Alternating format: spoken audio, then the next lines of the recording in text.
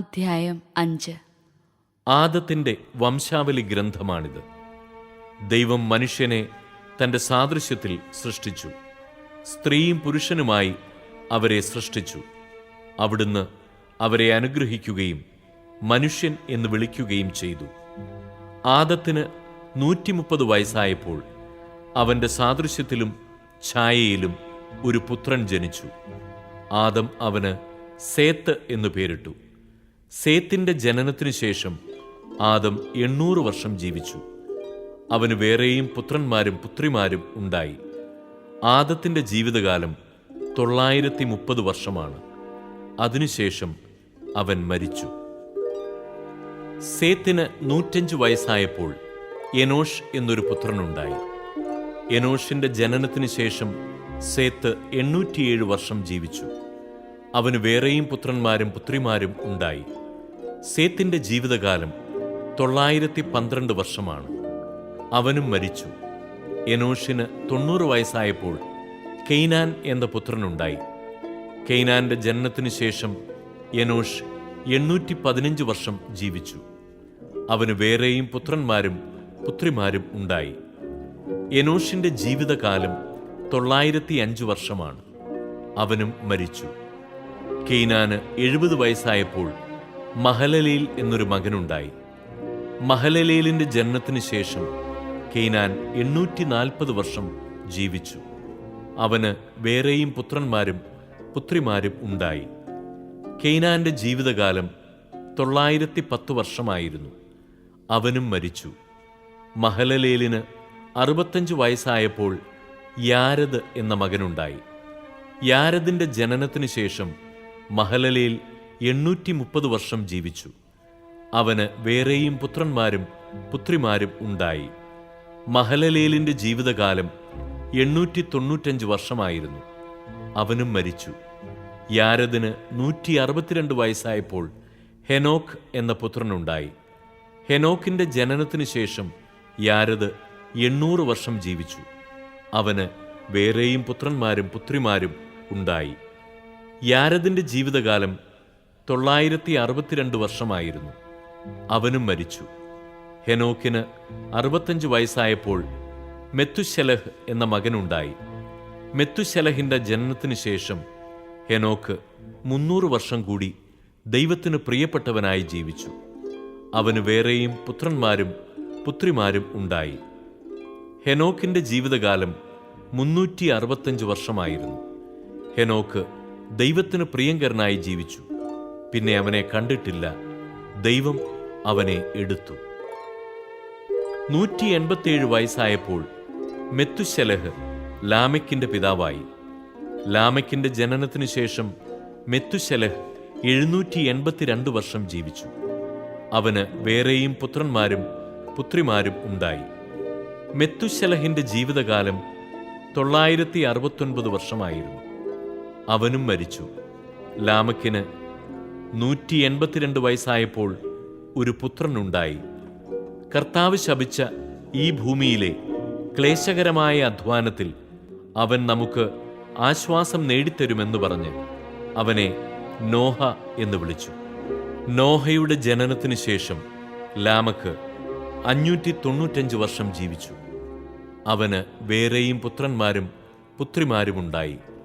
ലാമെക്കിന്റെ ജീവിതകാലം 777 വർഷമായിരുന്നു. അവനും മരിച്ചു. നോഹയ്ക്ക് 500 വയസ്സായതിനു ശേഷം ഷേം, ഹാം, യാഫത്ത് എന്നീ പുത്രന്മാരുണ്ടായി. അധ്യായം 6. മനുഷ്യർ ഭൂമിയിൽ പെരുകാൻ തുടങ്ങുകയും അവർക്ക് പുത്രിമാർ ജനിക്കുകയും ചെയ്തപ്പോൾ മനുഷ്യപുത്രിമാർ അഴകുള്ളവരാണ് എന്ന് കണ്ട് ദൈവപുത്രന്മാർ തങ്ങൾക്ക് ഇഷ്ടപ്പെട്ടവരെയെല്ലാം ഭാര്യമാരായി സ്വീകരിച്ചു. അപ്പോൾ ദൈവമായ കർത്താവ് പറഞ്ഞു, എന്റെ ചൈതന്യം മനുഷ്യനിൽ എന്നേക്കും നിലനിൽക്കുകയില്ല. അവൻ ജഡമാണ്. അവന്റെ ആയുസ് 120 വർഷമായിരിക്കും. ദൈവപുത്രന്മാർ മനുഷ്യപുത്രിമാരുമായി ചേരുകയും അവർക്ക് മക്കളുണ്ടാവുകയും ചെയ്തിരുന്ന അക്കാലത്തും പിന്നീടും ഭൂമിയിൽ അതികായന്മാർ ഉണ്ടായിരുന്നു.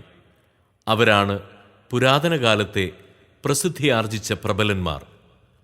ഭൂമിയിൽ മനുഷ്യന്റെ ദുഷ്ടത വർദ്ധിച്ചിരിക്കുന്നെന്നും അവന്റെ ഹൃദയത്തിലെ ചിന്തയും ഭാവനയും എപ്പോഴും ദുഷിച്ചത് മാത്രമാണെന്നും കർത്താവ് കണ്ടു.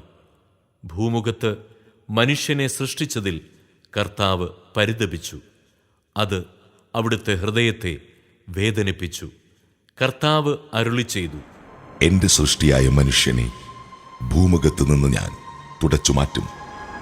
മനുഷ്യനെയും മൃഗങ്ങളെയും ഇടജന്തുക്കളെയും ആകാശത്തിലെ പറവകളെയും ഞാൻ നാമാവശേഷമാക്കും.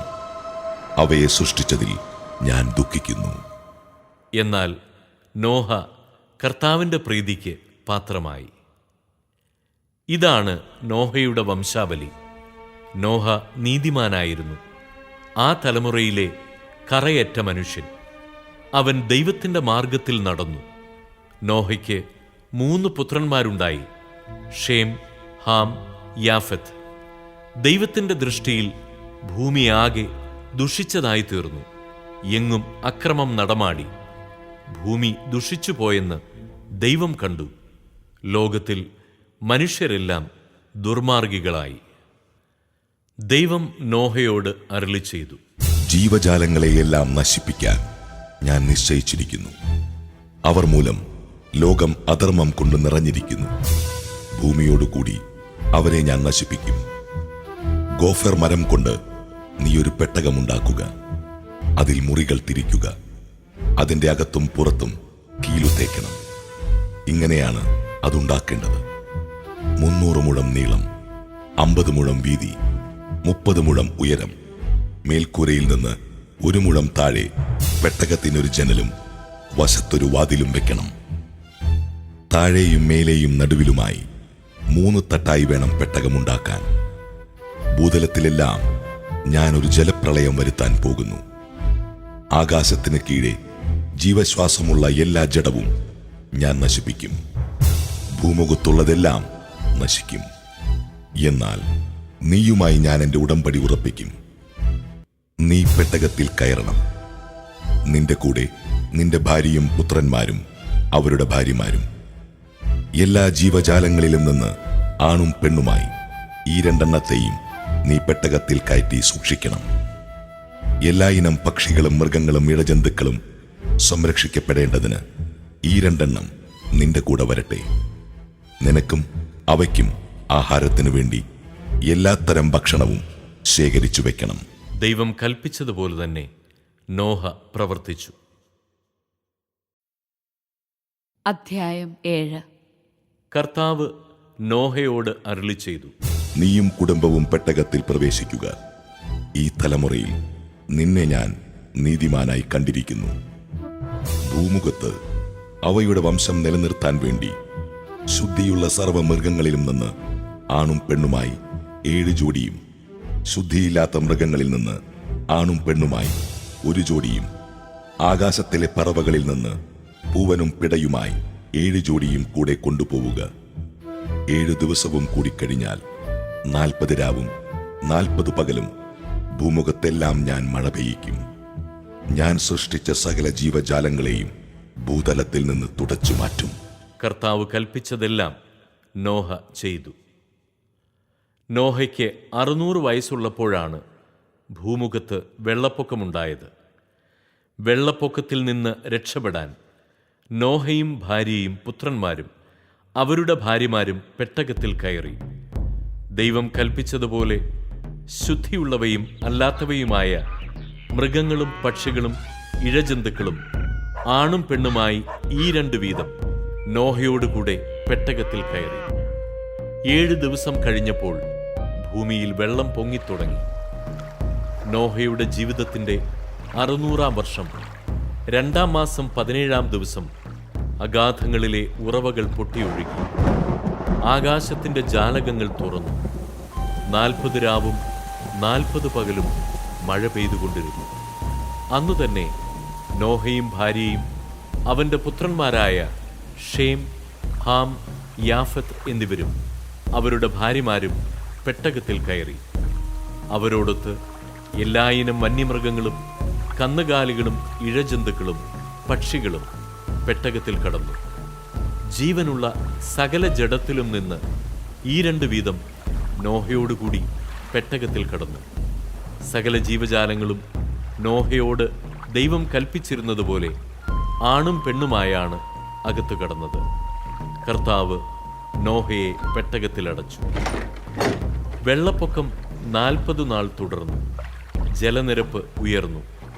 പെട്ടകം പൊങ്ങി ഭൂമിക്ക് മുകളിലായി. ഭൂമിയിൽ ജലം വർദ്ധിച്ചുകൊണ്ടേയിരുന്നു. പെട്ടകം വെള്ളത്തിന് മീതെ ഒഴുകി. ജലനിരപ്പ് വളരെ ഉയർന്നു. ആകാശത്തിന് കീഴെ തല ഉയർത്തി നിന്ന സകല പർവ്വതങ്ങളും വെള്ളത്തിനടിയിലായി. പർവ്വതങ്ങൾക്ക് മുകളിൽ 15 മുഴം വരെ വെള്ളമുയർന്നു. ഭൂമുഖത്ത് ചരിക്കുന്ന എല്ലാ ജീവജാലങ്ങളും, പക്ഷികളും, കന്നുകാലികളും, കാട്ടുമൃഗങ്ങളും, ഇഴജന്തുക്കളും, മനുഷ്യരും ചത്തൊടുങ്ങി. കരയിൽ വസിച്ചിരുന്ന പ്രാണനുള്ളവയെല്ലാം ചത്തു. ഭൂമുഖത്ത് നിന്ന് ജീവനുള്ളവയെല്ലാം, മനുഷ്യനെയും മൃഗങ്ങളെയും ഇഴജന്തുക്കളെയും ആകാശത്തിലെ പക്ഷികളെയും അവിടുന്ന് തുടച്ചുമാറ്റി. നോഹയും അവനോടൊപ്പം പെട്ടകത്തിലുണ്ടായിരുന്നവരും മാത്രം അവശേഷിച്ചു. വെള്ളപ്പൊക്കം 150 ദിവസം നീണ്ടുനിന്നു.